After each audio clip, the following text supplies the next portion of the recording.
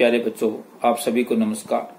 मैं आप सभी को आज कक्षा 7 की पाठ्य पुस्तक वसंत के प्रथम अध्याय कविता हम पंछी उन्मुक्त गगन के जो कवि शिव मंगल सिंह सुमन द्वारा रचित है, इसे पढ़ाने जा रहा हूं। इसके कवि शिव मंगल सिंह सुमन का जन्म 5 अगस्त 1915 उत्तर प्रदेश के उन्नाव जिले में हुआ था। कवि ने इस कविता के माध्यम से आजादी के महत्व को प्रकट किया है। बच्चों, आजादी की बात हमें सबको प्यारी लगती है। अगर मैं ये कहूं कि परतंत्रता अर्थात गुलामी तो हमें स्वप्न में भी अच्छी नहीं लगती, क्योंकि हर व्यक्ति गुलाम नहीं अर्थात स्वतंत्रता या ये कहूं आजादी चाहता है। तो इसमें पक्षी भी अपनी आजादी चाहते हैं कि हमें कोई बांधे नहीं। उसको कवि ने इस प्रकार से प्रकट किया है। तो पहले मैं कविता आपको पढ़कर सुनाता हूं। हम पंछी उन्मुक्त गगन के पिंजर बंद न गा पाएंगे, कनक तेलियों से टकराकर पुलकित पंख टूट जाएंगे। हम बहता जल पीने वाले मर जाएंगे भूखे प्यासे, कहीं भली है कटुक निबोरी कनक कटोरी की मैदा से। स्वर्ण श्रृंखला के बंधन में अपनी गति उड़ान सब भूले, बस सपनों में देख रहे हैं तरु की फगुनी पर के झूले। ऐसे थे अरमान की उड़ते नीले नभ की सीमा पाने, लाल किरण सी चोंच खोल चुगते तारक अनार के दाने। होती सीमाहीन क्षितिज से इन पंखों की होड़ा होड़ी, या तो क्षितिज मिलन बन जाता या तंती सांसों की डोरी। तो बच्चों ध्यान देंगे, कवि ने कहा है कि हम पंछी उन्मुक्त गगन के पिंजर बंद न गा पाएंगे, कनक तेलियों से टकराकर पुलकित पंख टूट जाएंगे। हम पंछी उन्मुक्त गगन के, पक्षी बोल रहे हैं, कवि के माध्यम से पक्षी कह रहे हैं कि हम उन्मुक्त अर्थात खुले आसमान के पक्षी हैं। अर्थात हम खुले आसमान में, गगन मन आसमान, हम खुले आसमान में जो खुला हुआ आकाश है पूरा फैला हुआ, जिसके अंदर कोई बाधा सीमा नहीं, कोई बाधा नहीं, कोई दिक्कत नहीं, कोई परेशानी नहीं, जिसमें किसी भी प्रकार से पक्षी आ जा सकते हैं। तो वो कहते हैं कि हम खुले आकाश के पक्षी हैं। हम पिंजर बंद न गा पाएंगे, अर्थात हमें पिंजरे में अगर बंद कर दोगे तो हमें गा नहीं पाएंगे। बच्चों, पक्षी ये कहना चाहते हैं कि अगर हमें बंद कर दो तो हम गाना भूल जाएंगे, क्योंकि पक्षियों का स्वभाव है कि खुले आकाश में उड़ना और चहचहाना। तो पक्षी कहते हैं कि हमें अगर आप बंद कर दोगे तो हमारी जो गति है, हमारा जो काम है, स्वाभाविक क्रिया है, वो रुक जाएगी। कनक तेलियों से टकराकर, बच्चों ये क्या कहना चाहता है? कनक तेलियों से टकराकर, कि जिस प्रकार से कोई व्यक्ति कहता है कि पक्षियों को मैं बंद कर लेता हूँ और एक पिंजरा बना देता हूँ सोने का। कनक माने सोना, सोने की तेलियां अर्थात जिनके अंदर वो जाल बना दूंगा और जिसके अंदर पक्षी को बंद कर दूंगा। तो वो कहता है कि कनक तेलियों से टकराकर, पक्षी कहते हैं कि कनक तेलियों से बार बार हम टकराएंगे, भला कितने सोने की तेलियां क्यों ना हो, फिर भी हमारे पंख टूट जाएंगे। पुलकित मन कोमल कोमल जो हमारे पंख है वो टूट जाएंगे। कितना भी सोना कोमल है, यहाँ पतली पतली लगा दी गई हैं सोने की शाखाएं, परंतु फिर भी वो कहता है कि हमारे पंख टूट जाएंगे। इसका मतलब क्या समझे आप? कि प्रसन्नता से, पुलकित मन जो कोमल है, परंतु प्रसन्नता भी कह सकते हो कि अर्थात हमें आप कितने भी खुशी से रखो, परंतु हमारा जो रोजाना का जो कार्य है, स्वाभाविक जो कार्य है, वो खत्म हो जाएगा और हम उसमें रहना नहीं पसंद करेंगे, रह नहीं पाएंगे। अर्थात ये कहूं कि पक्षी खुले आकाश में, वातावरण में रहना पसंद करते हैं। अगर उन्हें बंद कर दिया जाए तो वो जो अपना स्वाभाविक रूप है वो खो बैठेंगे। तो बच्चों यहाँ ध्यान देना है कि पक्षी किस प्रकार से आजादी में रहना पसंद करते हैं। कितना भी बड़ा दुख क्यों ना हो, कितना भी बड़ी कष्ट क्यों ना हो, कि पक्षी आजादी में ही रहना पसंद करते हैं। फिर कहते हैं हम बहता जल पीने वाले मर जाएंगे भूखे प्यासे, कि हम तो बहता हुआ जल पीते हैं, अर्थात जिस प्रकार से नदी, नहर, नाला किसी प्रकार से बहता हुआ जल हो उसको पीना चाहते हैं, अर्थात रुका हुआ ये कह दो या कटोरी में डालकर कोई पानी देते हैं तो उसको हम पीना नहीं चाहते, तो हम तो भूखे प्यासे मर जाएंगे। अर्थात अगर हमें बंद कर दोगे पिंजरे में तो हम भूखे और प्यासे मर जाएंगे। और अगर आप हमें तो क्या दे रहे हो कि अगर हम बंद हैं तो आप पक्षियों को बड़े चाव से कटोरी में मैदा डाल देते हो, किसी में अनाज डाल देते हो कि पक्षी खा लेंगे, परंतु बच्चों पक्षी इस प्रकार से खाना पसंद नहीं करते। वो तो कहते हैं कि हमारे लिए कहीं भली है कुटुक निबोरी, कि हमारे लिए तो कुटुक मन कड़वी, निबोरी मन नीम का जो फल है वो भी भला है। किससे?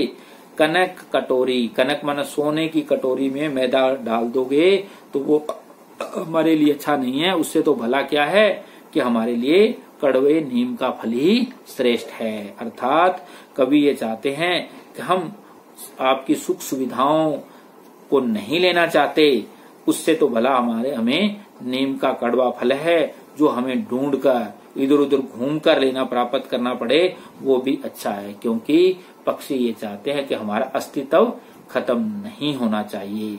इससे तो भला है हम भूखे प्यासे ही मर जाएं, परंतु हमारा अस्तित्व कभी खत्म नहीं होना चाहिए। उसके बाद में बच्चों ध्यान देंगे कि कवि पक्षी बोलते हैं स्वर्ण श्रृंखला के बंधन में, स्वर्ण मन सोने की जो श्रृंखला है, अर्थात कवि कहना चाहता है कि पक्षियों को हम जाल में बंद कर देते हैं, पिंजरे में बंद कर देते हैं, सोने का पिंजरा क्यों न लगा दिया जाए कि स्वर्ण श्रृंखला के बंधन में अपनी गति उड़ान सब भूले, कि अर्थात सोने का जो पिंजरा है उसके अंदर हम अपनी गति उड़ान सब भूल गए, अर्थात जो हमारा स्वाभाविक काम था वो सब भूल गए हैं, बस सपनों में देख रहे हैं। क्योंकि जो पक्षी कभी सपने लेते थे, जो रोज का कार्य करते थे, परंतु आज क्या ले रहे हैं, सिर्फ सपने ले रहे हैं उन चीजों को जो उन्होंने बचपन में अर्थात जो पहले बिताया हुआ पल है उसको याद करके वो सोचते हैं कि बस सपनों में देख रहे हैं, बस सपने ही ले रहे हैं, सपनों में देख रहे हैं। तरु की फगुनी पर के झूले, अर्थात पेड़ों की जो डालियों के ऊपर वो झूल रहे हैं, कभी इधर से इधर जा रहे हैं, कभी उधर जा रहे हैं, तो इस प्रकार से जो वृक्ष का ऊपरी भाग है उसके ऊपर जाकर वो झूलते हैं।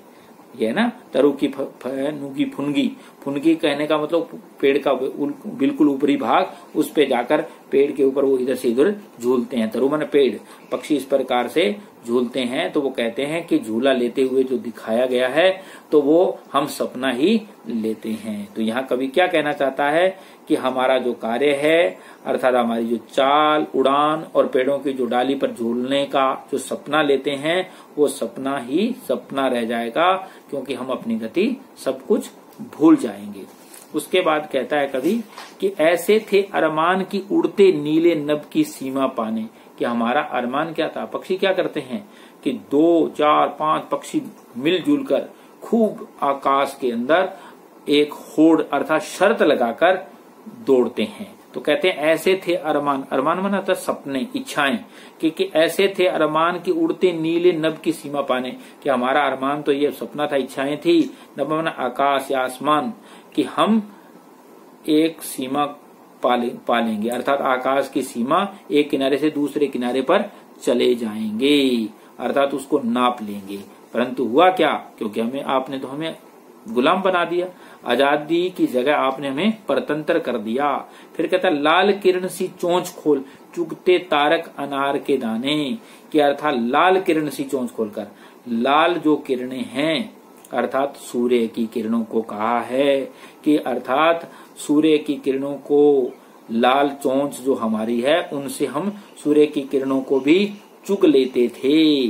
चुगते तारक अनार के दाने, अर्थात अपने किरणों अपने चोंच से चुगते तारक मन तारे होते हैं, अनार के दानों को, जिस प्रकार से अनार रूपी दानों को तारों को भी हम चुग लेते थे, अर्थात जाकर सुबह और शाम इस प्रकार से हम घूमते थे कि हमारी इच्छा होती थी उनको हम पकड़ लेंगे, अर्थात हम अपना अस्तित्व न खोएं। इसके लिए कवि ये चाहता है कि पक्षियों को कोई कैद न करें। तो यहाँ पक्षी ये चाहते हैं कि हमारी इच्छा है कि हम उनको पूरा करें, हम स्वतंत्र रहकर उनको पूरा कर सकते हैं। जो उड़ने की इच्छा है उसको हम पूरा तभी कर सकते हैं जब हम गुलाम नहीं बने। फिर कहता होती सीमाहीन क्षितिज से इन पंखों की होड़ा होड़ी, या तो क्षितिज मिलन बन जाता या तंती सांसों की डोरी। इसमें कवि क्या कहना चाहते हैं बच्चों कि सीमाहीन असीमित, जिसकी सीमा निश्चित न हो। तो बच्चों आकाश जो है उसकी सीमा अनिश्चित है, इधर से इधर हम नहीं जा पाते।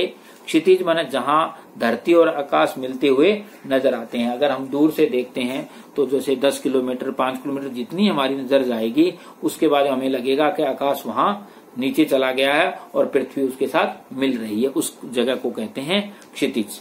फिर कहता होड़ा होड़ी, आगे बढ़ने की प्रतियोगिता। मैंने कहा था अभी थोड़ी देर पहले कि होड़ लगाते हैं, शर्त लगाते हैं कि होती सीमाहीन क्षितिज से, अर्थात जो आकाश है जिसको नापा नहीं जा सकता, उस सीमा को पाने के लिए, उस किनारे को क्षितिज को पाने के लिए पक्षियों के बीच में शर्त लगती है और उसको पंखों की होड़ा होड़ी, अर्थात पंख से ही उड़ते हैं। इसलिए वो कहता है कि हमारे पंखों के माध्यम से जो ज्यादा पंख हिलाएगा वो ज्यादा उड़ेगा तेज गति से। तो इसलिए कहता है कि इन पंखों की होड़ा होड़ी अर्थात शर्त लगती है और हम उन पंखों को हिलाकर उस स्थान को पाना चाहते हैं। या तो क्षितिज मिलन बन जाता, या तो क्या कहते हैं क्षितिज मिलन बन जाता है। तो बच्चों ये तो आपको और मुझे भी पता है कि क्षितिज मिलन नहीं बन सकता। तो वो कहता है, पक्षी भी कहते हैं कि या तो क्षितिज मिलन बन जाता है या तंती सांसों की डोरी, कि या तो सिर्फ हमारे सांस की डोरी ही तन सकती है, अर्थात सांस फूल सकता है, या फिर हमें क्षितिज मिल जाता है। क्षितिज तो मिलता नहीं, परंतु बच्चों पक्षी सांस फूल कर रह जाते हैं, सांस फुलाकर रह जाते हैं, अर्थात खूब तेज गति से भागते हैं, दौड़ते हैं और उसके बाद में एक जगह पर बैठ जाते हैं। फिर दूसरे दिन वही, अर्थात उनका वही कार्य है कि रोज प्रतिदिन खूब दौड़ें, खूब आकाश के अंदर इधर से इधर जाएं। उनकी इच्छा वही है कि हम आकाश में उड़ते रहें। खुले आकाश में उड़ना उनका स्वाभाविक कार्य है, क्रिया है। इसलिए पक्षी ये चाहता है कि हम आजाद रहें। तो बच्चों मेरा यही मानना है कि आजादी सबको प्यारी है और आजादी बनी रहे, इस कविता में यही बताया गया है। तो अभी सबको इस कविता पसंद आई होगी, समझ आई होगी। इसको ध्यान से सुने और इसके प्रश्न उत्तर आपको पीडीएफ के माध्यम से दे दिए जाएंगे। धन्यवाद।